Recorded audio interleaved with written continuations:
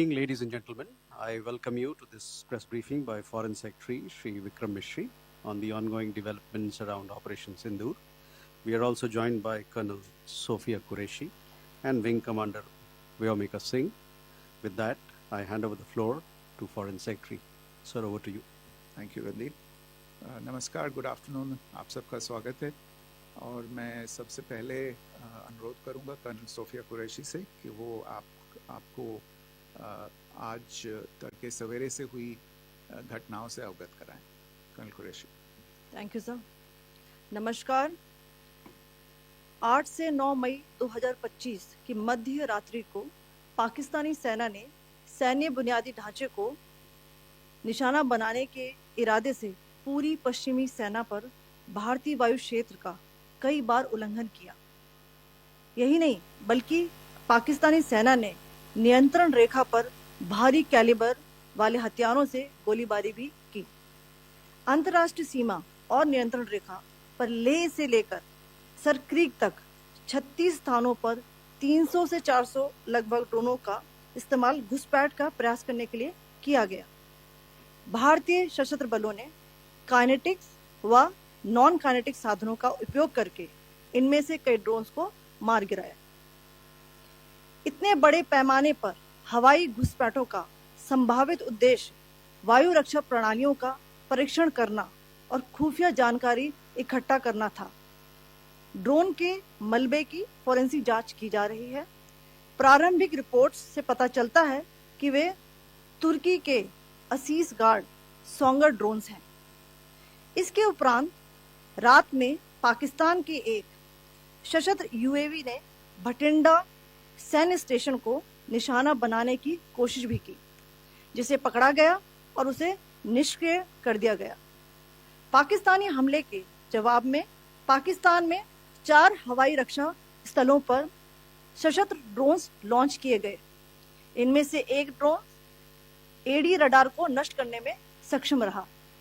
पाकिस्तान ने जम्मू कश्मीर के तंगधार, उरी, पुंछ, मेंढर, राजौरी, अखनूर और उधमपुर में भारी कैलिबर आर्टिलरी गन और सशस्त्र ड्रोन्स का उपयोग करके नियंत्रण रेखा के पार गोलीबारी भी की, जिसके परिणाम स्वरूप भारतीय सेना के कुछ जवान हताहत हुए और घायल हुए. भारतीय जवाबी कार्रवाई में पाकिस्तानी सेना को भी बड़ा नुकसान पहुंचाया गया. इसके अलावा पाकिस्तान का गैर जिम्मेदाराना व्यवहार फिर से सामने आया. 7 मई 2025 को रात 8:30 बजे एक असफल अकारण ड्रोन और मिसाइल हमला करने के बावजूद पाकिस्तान ने अपना नागरिक हवाई क्षेत्र बंद नहीं किया. पाकिस्तान अपने नागरिक विमानों को ढाल के रूप में इस्तेमाल कर रहा है, जबकि उसे अच्छी तरह से पता है कि भारत पर उसके हमले से हवाई रक्षा की तीव्र प्रतिक्रिया होगी. यह भारत और पाकिस्तान के बीच अंतर्राष्ट्रीय सीमा के पास उड़ान भरने वाले अंतर्राष्ट्रीय उड़ानों सहित नागरिक विमानों के लिए सुरक्षित नहीं है. यहाँ स्क्रीन शॉट में पंजाब सेक्टर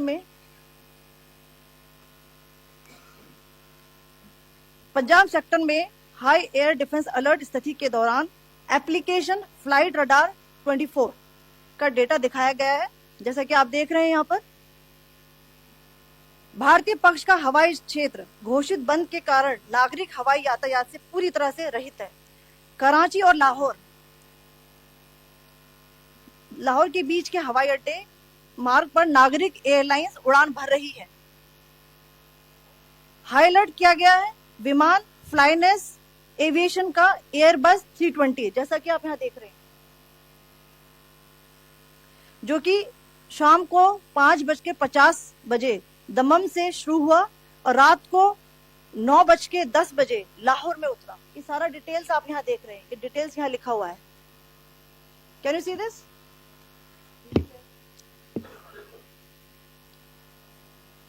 भारतीय वायुसेना ने अपनी प्रतिक्रिया में काफी संयम दिखाया और इस प्रकार अंतरराष्ट्रीय नागरिक विमान सेवा की सुरक्षा सुनिश्चित की. धन्यवाद. जय Hind.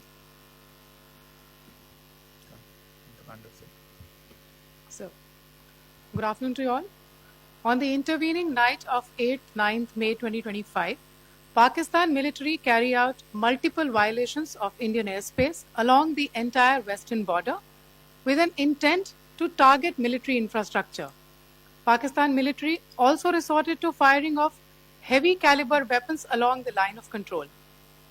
Along the international border and line of control, drone intrusions were attempted from Leh to Sir Creek at 36 locations with approximately 300 to 400 drones.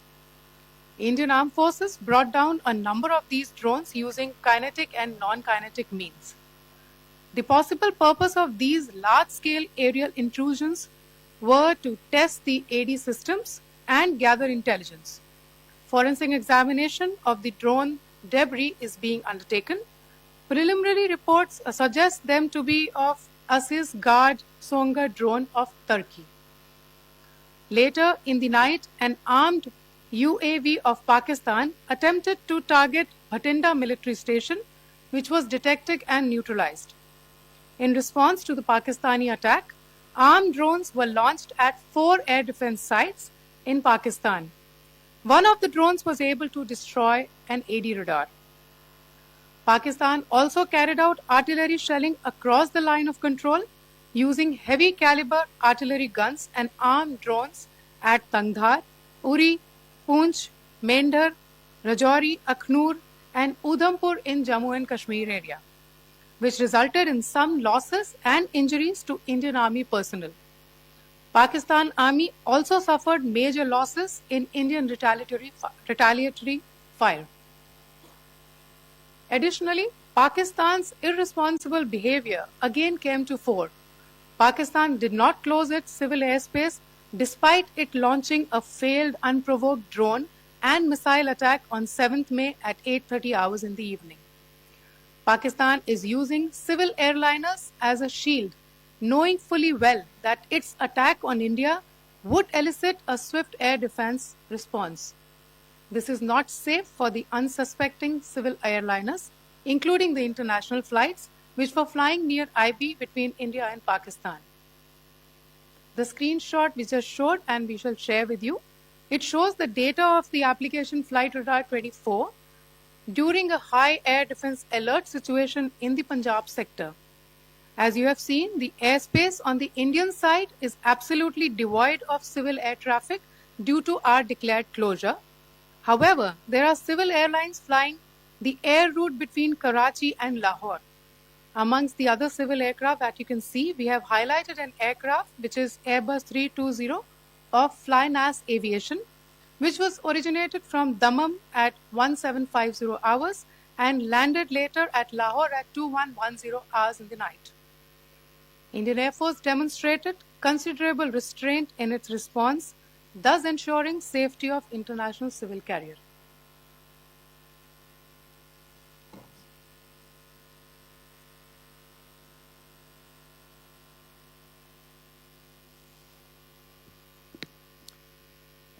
Thank you, Colonel Qureshi, Wing Commander Singh. I have just a few points to share in addition.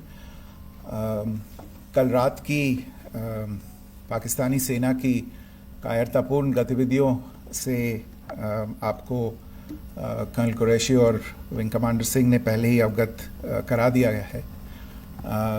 These provocative and escalatory actions that were taken by Pakistan last night were targeted at Indian cities and civilian infrastructure, in addition to some military targets.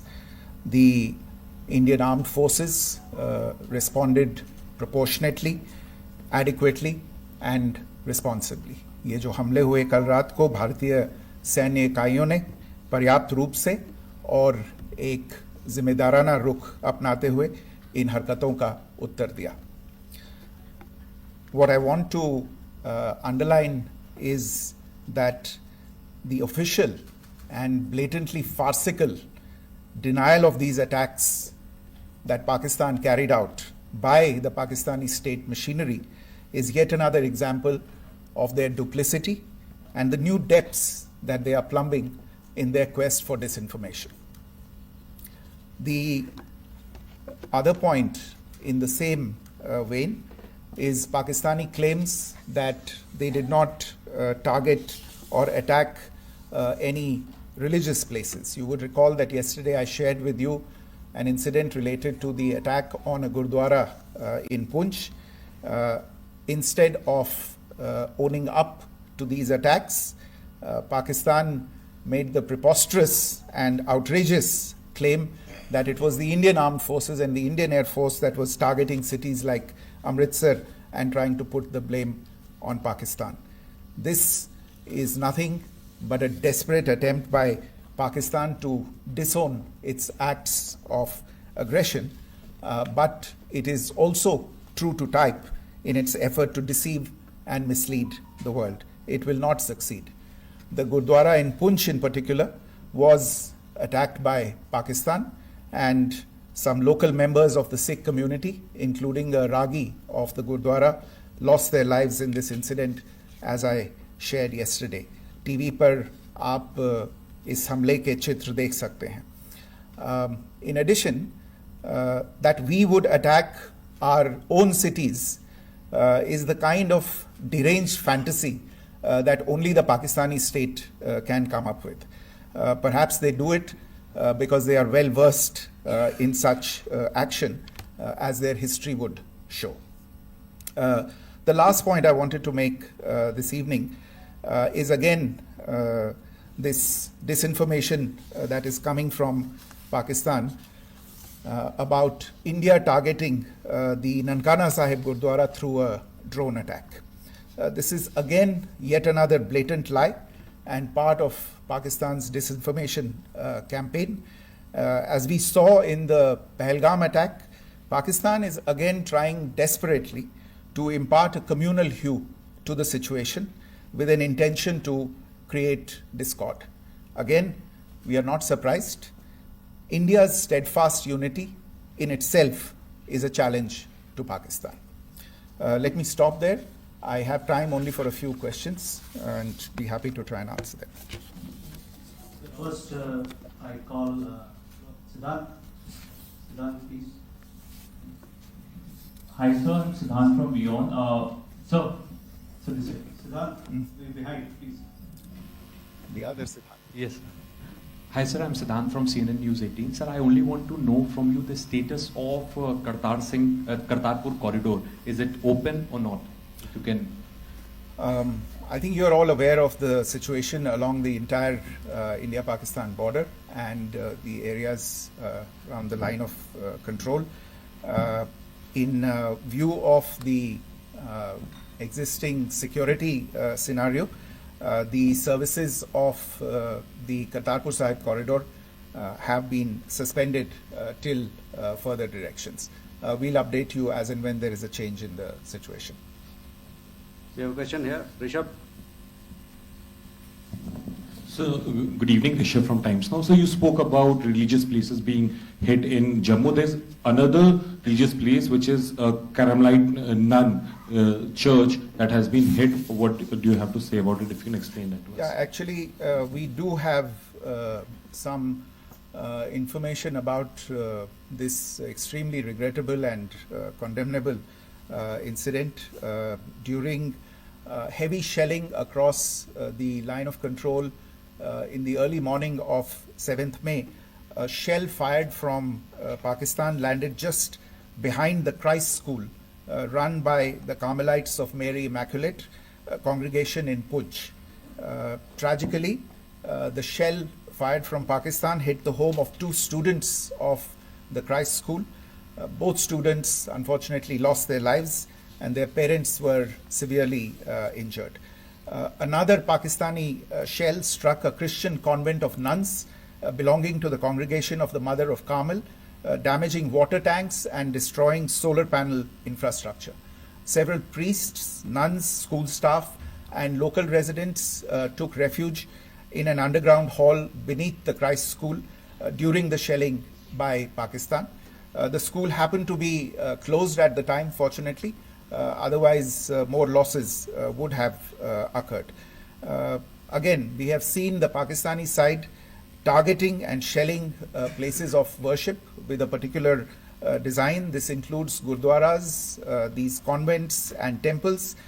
This is a new law even for Pakistan. You have a question here, Pranay?